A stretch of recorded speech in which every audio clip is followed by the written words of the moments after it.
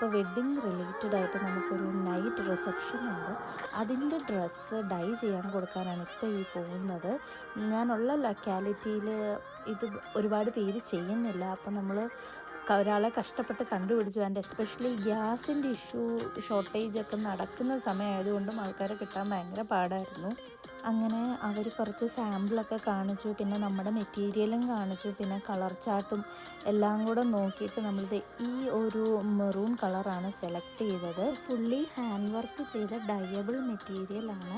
Even hand work ആണെങ്കിലും dye ചെയ്താൽ ഇതിൻ്റെ കളർ മാറില്ല. അപ്പോൾ അങ്ങനത്തെയാണ് നമ്മൾ എടുത്തത്.